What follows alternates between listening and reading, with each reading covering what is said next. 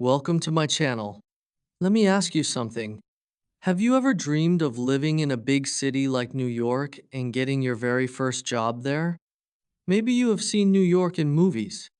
Bright lights, tall buildings, busy streets, and people walking fast with coffee in their hands. It looks exciting, right? But let me tell you the truth. Living in New York is not only about fun and dreams, it is also about challenges, fears, and learning lessons the hard way. And today, I want to share my story with you. The story of my first job in New York. Why am I telling you this story? Because I know many of you are learning English, and sometimes you feel scared. You feel like you are not ready. You feel like your English is not good enough. I felt the same when I came to New York. I was nervous, shy, and afraid to speak. But my first job taught me something important. You don't need to be perfect to start. You just need courage to take the first step. In this video, I will tell you everything. How I arrived in New York with big dreams. How I struggled to find a job. How I failed in my first interview. How I made mistakes at work. And how slowly, step by step, I learned not just English, but also life lessons. My story is full of ups and downs, and I want you to stay with me till the end, because every chapter has something useful for you. You will learn English words, sentences, and also motivation to keep going in your own journey. So sit back, listen carefully, and imagine yourself walking through the streets of New York with me. This is not only my story, this is your story too, because every learner goes through the same struggles. And if I could survive my first job in New York, you can survive anything. Chapter 1. The Dream and the Fear. I still remember the very first day I arrived in New York. It felt like I had stepped into another world. The moment I got out of the airport and walked outside, I looked up and saw buildings so tall that they almost touched the sky. Everywhere I turned, there were bright lights, big screens, and cars moving fast. The streets were crowded with people rushing in different directions, each one looking busy and important.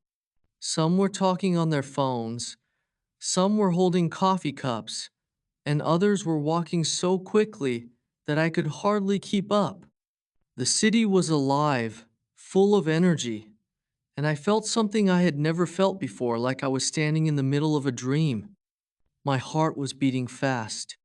I had always seen New York in movies and pictures, but now I was really here. I thought to myself, this is the place where people come to chase their dreams. This is the place where I will change my life. I felt excited.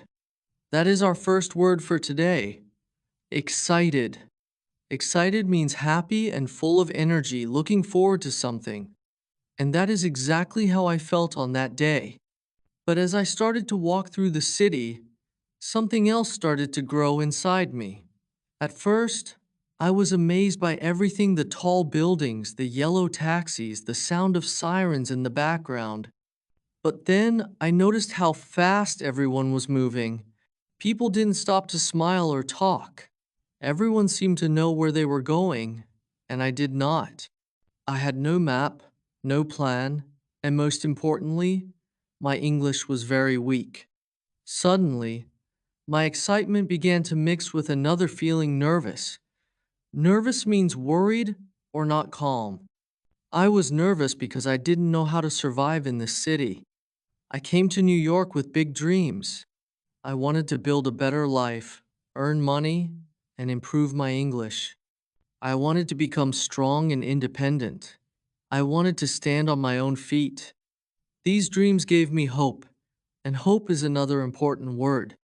Hopeful means believing that something good will happen in the future. Even though I was nervous, I was also hopeful. I believed that if I worked hard, if I kept trying, I would find a way. But dreams are not enough. The truth is, when I looked around, I realized I was completely alone. I had no family, no friends, and no one to guide me. I was in a city with millions of people, yet I felt lonely. Imagine standing in the middle of a busy street, hearing thousands of voices, cars honking, and music playing, but not understanding much of it. That was me. I could not understand the fast English people were speaking. Sometimes I caught a few words, but then the rest sounded like noise. And that is when fear entered my heart. Fear is a strong word. Scared means afraid, worried that something bad might happen. And yes, I was scared. I was scared of failing, scared of not finding a job, scared of being lost in a city so big that I felt like an ant among giants. The more I thought about it, the more the fear grew inside me. This is the contrast I want you to see on one side. I was excited, hopeful, full of dreams. On the other side, I was nervous, scared, and lost. And maybe you have felt this too. When you start something new, like learning English, you feel excited at first. You imagine yourself speaking fluently, traveling, and making new friends. But then reality hits you. You face difficulties, you don't understand everything, and you feel scared. My story in New York was exactly like that, a battle between excitement and fear. That first night, I sat by the window of the small room I had rented. Outside, I could hear the constant sound of cars and people. The city never slept. I looked at the lights shining from the tall buildings, and I asked myself, what am I doing here? Can I really make it? For a moment, I thought about giving up, but then I remembered why I came. I came to work, to survive, to grow, and to learn. Still, there was one big question in front of me. I needed a job. Without a job, I could not stay in New York. Without money, dreams mean nothing. But here was the real problem. How do you find a job in a city like New York when your English is not good? And that, my friend, is where the real journey begins. Chapter 2. The Job Hunt begins. The next morning after I arrived in New York, I woke up with one clear thought in my mind.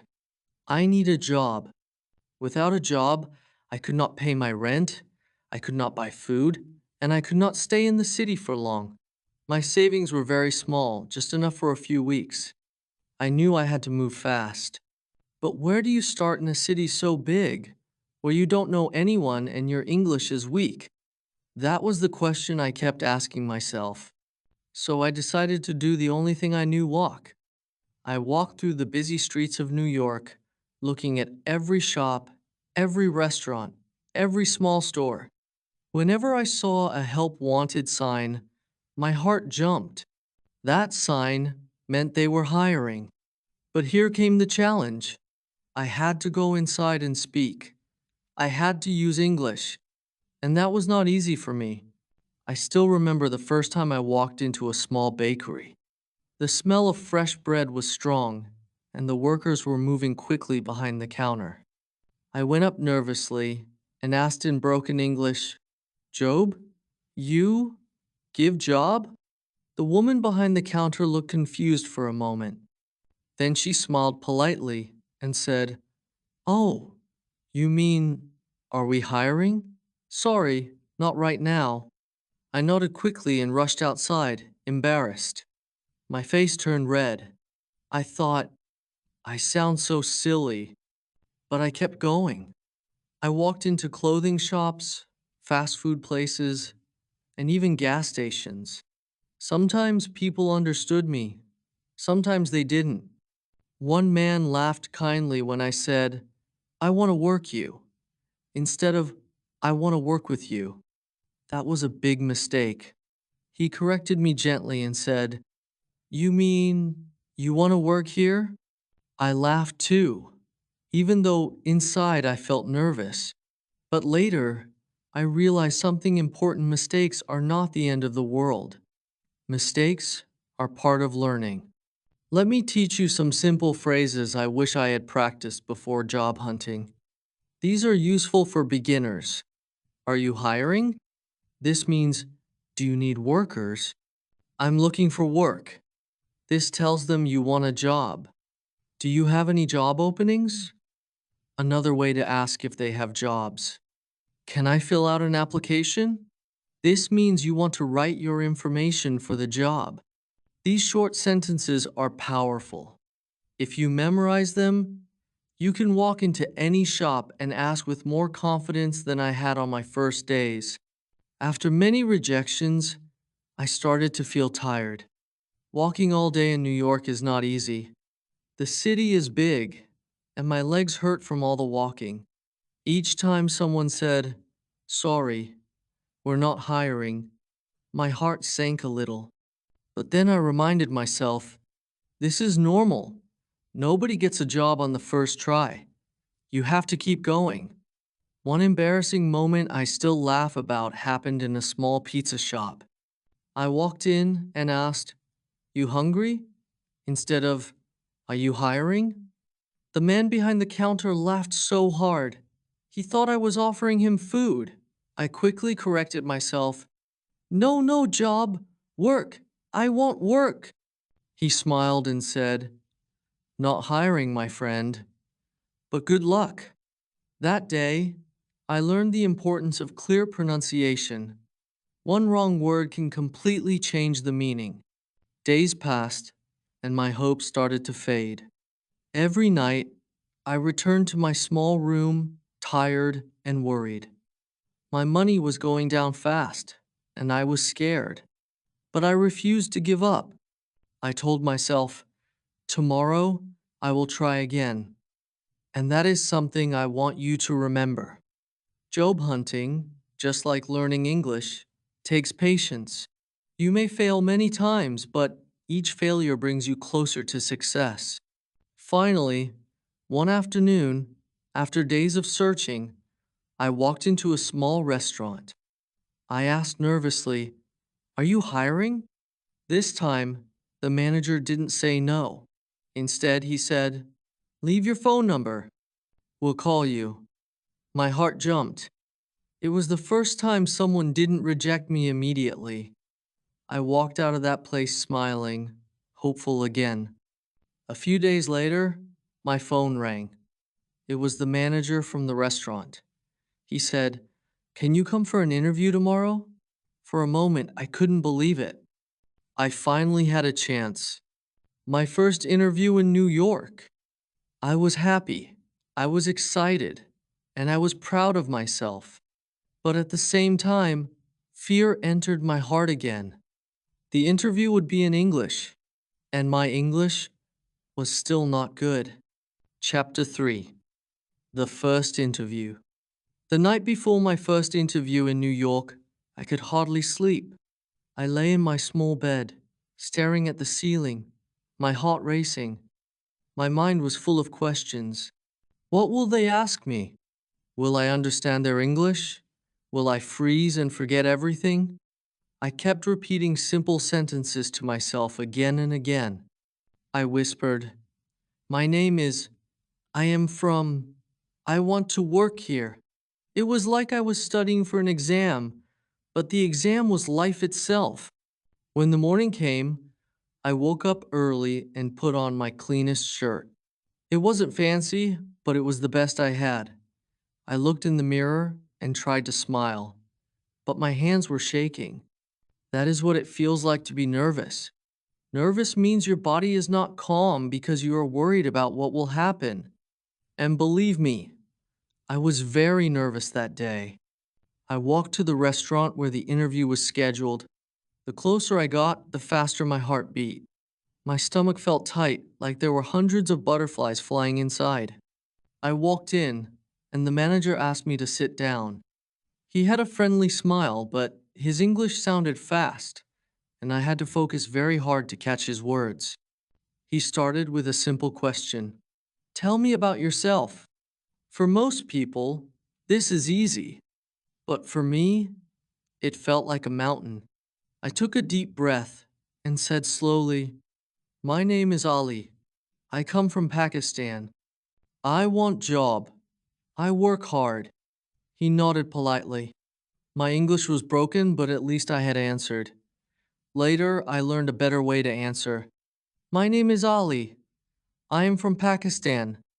I am hardworking, and I am looking for a job in your restaurant." Simple, clear, and correct. The next question he asked was, "Why do you want this job?" My brain froze for a second.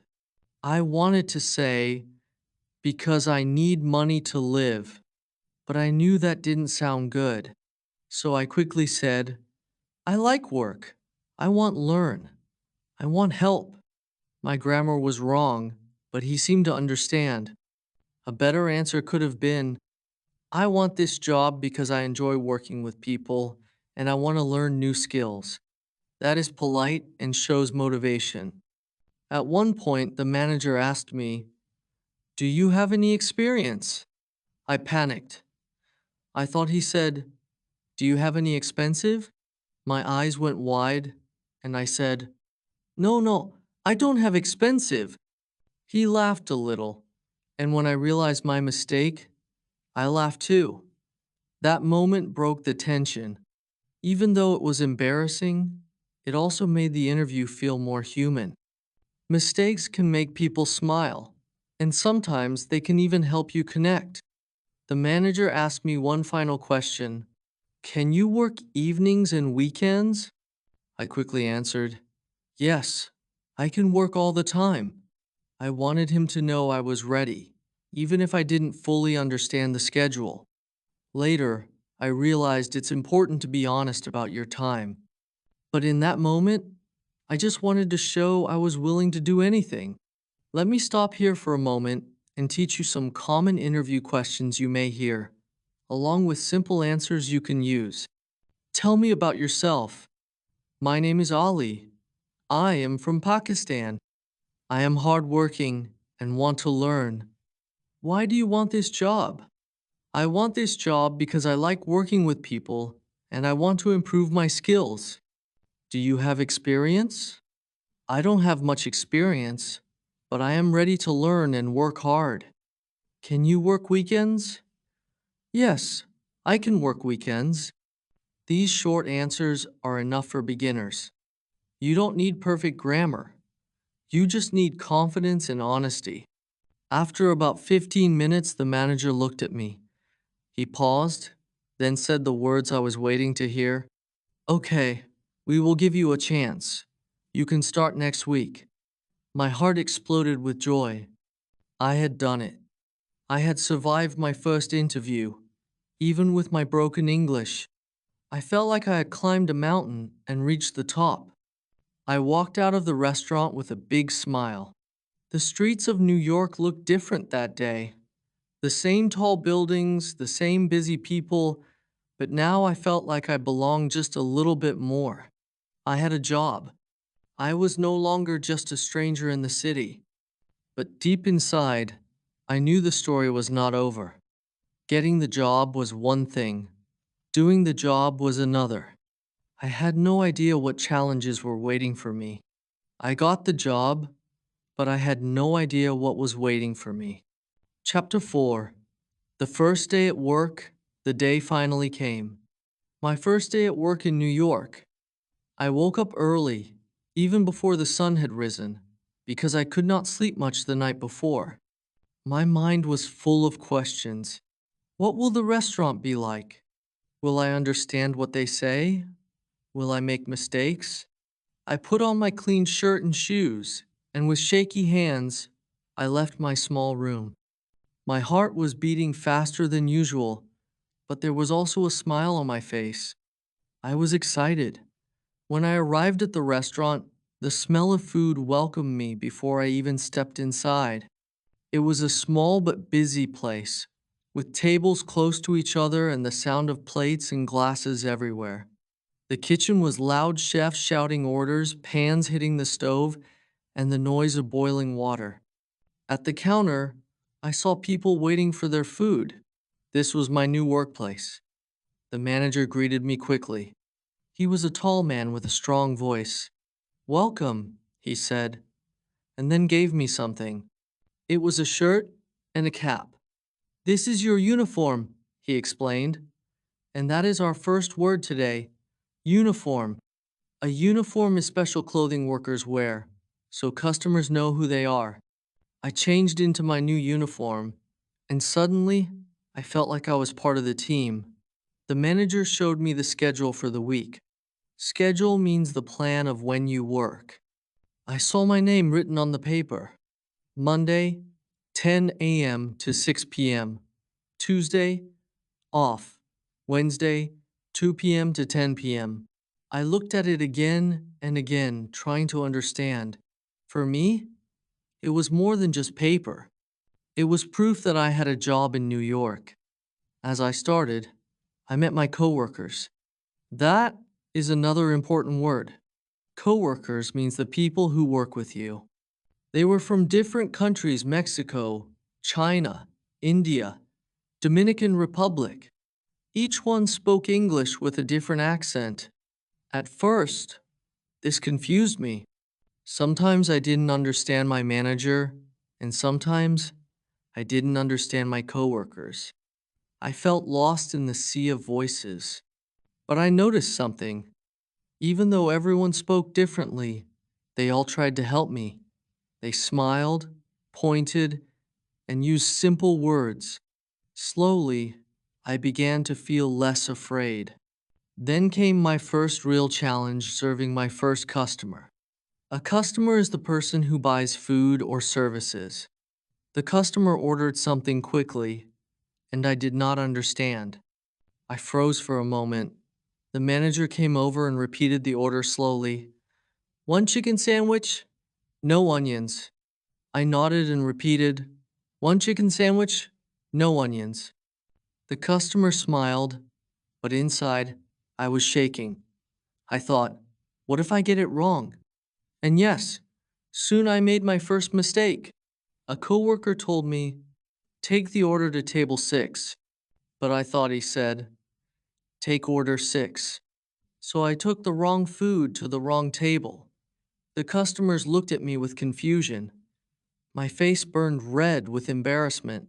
I quickly apologized, "Sorry, sorry," and rushed back. My manager corrected me, and I felt so small. For a moment, I thought I was not ready for this job. But then something surprising happened. Instead of shouting at me, my manager said, "It's okay. Mistakes happen. Just listen carefully next time." My coworkers smiled and said, "Don't worry, we all made mistakes on our first day." That kindness gave me strength. As the hours passed, I slowly got better. I started to learn the system. I repeated orders in my head, I listened carefully, and I asked for help when I didn't understand. Every time I got something right, I felt proud. Every time I made a mistake, I learned. By the end of the day, my legs were tired, my back was sore, and my hands smelled like food. But inside, my heart was full of hope. That night, when I walked home, I thought about everything: the loud kitchen, the fast English, the mistakes, the smiles, the feeling of wearing a uniform, and the pride of serving my first customer. I realized something very important. I did not need to be perfect. I only needed to be confident. Confidence means believing in yourself even when you are not perfect. That day, I learned that confidence is more important than perfection. Chapter 5. Learning and growing weeks passed, and slowly, life at the restaurant began to feel less like a storm and more like a rhythm. On my first day, everything had felt impossible: voices too fast, orders too confusing, mistakes too embarrassing. But after a few weeks, something had changed. The same workplace that once scared me now felt a little like home. My English was not perfect, but it was better. My work was not easy, but it was easier. I started noticing small improvements every day. At first, I could not understand when customers spoke quickly, but now I was catching words and phrases. Instead of panicking, I listened carefully, repeated the words in my head, and answered with short, simple sentences. When a customer said, "Can I get a soda with no ice?" I quickly repeated, "One soda, no ice." This technique of repeating phrases made me more confident. I also began to observe people. Observation became my secret teacher. I watched how my coworkers moved, how they spoke, and how they handled customers. When they greeted someone with, "How are you today?" I copied the same line the next time I served a customer. When I heard a coworker say, "Here's your order.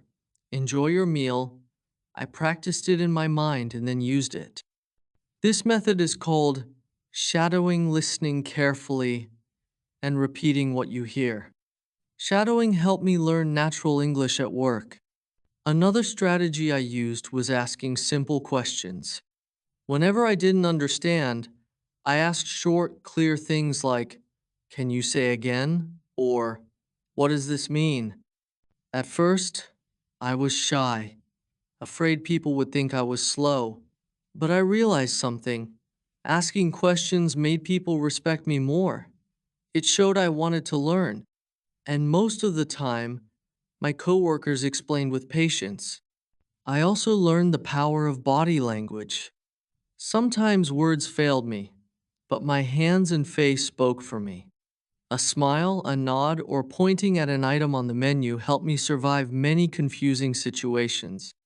Body language is an international language. When English stopped working, my smile became my tool. One day, something happened that became a turning point for me. I was serving a middle-aged man at table 4. He ordered politely, and I repeated his order just as I had learned from watching my coworkers. When I brought his food, I placed it carefully and said, "Here is your order, sir. Enjoy your meal." He looked at me with surprise and said, "Wow, your English is good." I froze. Did he really say that? My heart jumped with happiness. Until that moment, I had only been focusing on my mistakes. I had been thinking about my broken grammar, my strange accent, and my nervous voice. But here was a customer telling me something different. He noticed my progress. He noticed my effort. That small compliment felt like a medal of gold. It gave me energy to keep learning, to keep practicing, and to keep growing. The same week, my manager also noticed me. After I managed a busy lunch shift without mistakes, he said, "Good job today." Just 2 words, "good job," but for me, they were powerful. They meant I was improving. They meant I belonged. With every compliment, with every new phrase I learned, my confidence grew. I stopped being afraid of speaking. Even if my English was not perfect, I spoke anyway. I realized that customers did not care about my grammar. They cared about my kindness and effort. Coworkers did not care about my accent. They cared that I worked hard and helped the team. I also started to teach myself outside of work. At night, I would write down new phrases I heard during the day. Words like receipt, tip, special, discount, busy shift. I repeated them before sleeping, and the next day, I tried to use them. Each word was like a brick, and every day I was building a stronger wall of English in my mind. The confusion of the first day was slowly disappearing. I still made mistakes, yes, but I no longer felt broken when I made them. Instead, I laughed, learned, and moved forward. Mistakes were not enemies anymore, they were teachers in disguise. Looking back, I realized I had grown not only in English, but also as a person. I had learned to be patient with myself, to accept my weaknesses, and to celebrate my small victories. Each day at work was teaching me more than just vocabulary. It was teaching me courage, humility, and perseverance. By the end of those first weeks, I could greet customers confidently, understand my manager's instructions, and even joke with some coworkers. I was not the same nervous person who had walked into the restaurant on the first day. I was stronger. But as I walked home one evening, tired yet proud, I smiled and thought, the biggest lesson I learned was not about English. It was about life. Chapter 6. The Big Lesson of My First Job. When I first came to New York, I thought the job was only about survival. I needed money to pay rent, to buy food, and to support myself. That was the reason I worked long hours and pushed myself every day. But later, I understood something much bigger. That first job was not just about money, it was about growth. It was about building myself step by step into a stronger and more confident person. The job taught me discipline. Every day, I had to wake up early, even when I was tired, even when I wanted to stay in bed. The city outside was noisy and busy, and my body often begged for rest. But the job reminded me, if you want to build a life, you must show up. Discipline is not about feeling ready. It is about showing up even when you don't feel like it. In that restaurant, I learned to value time, to respect schedules, and to keep promises. The job also taught me patience.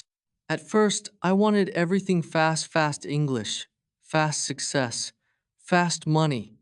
But New York taught me that real growth takes time. I could not become fluent in one day.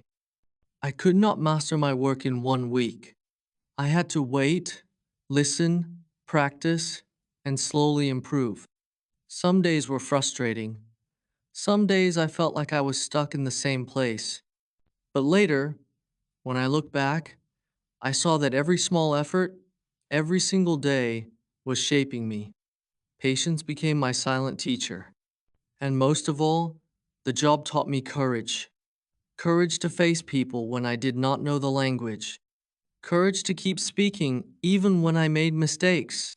Courage to walk into a crowded restaurant with hundreds of customers and still try my best. Courage is not the absence of fear. Courage is walking forward with fear still in your heart. Every shift at work became a test of courage, and every mistake became a lesson. For English learners, this lesson is very important. Many people wait until their English is perfect before they start something. They wait before they speak.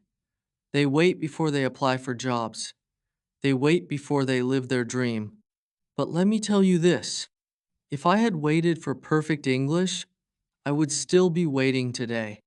My English grew because I used it, because I practiced it at work, because I made mistakes and learned from them. So if you are learning English, remember these simple phrases. Don't be afraid. Fear will never leave completely, but you can act anyway. Keep trying. Every attempt makes you stronger. Mistakes are teachers. Without mistakes, you cannot grow. These phrases became my guide. Whenever I felt small or weak, I repeated them in my mind. They gave me energy to keep going. One day, after several months, I sat in the restaurant during a break and looked around. I saw the busy tables, the customers smiling, my coworkers laughing, the manager giving instructions. And then it hit me. This job had become the foundation of everything. It was not just about serving food. It was about building a life in a new country. It was about learning English in real situations.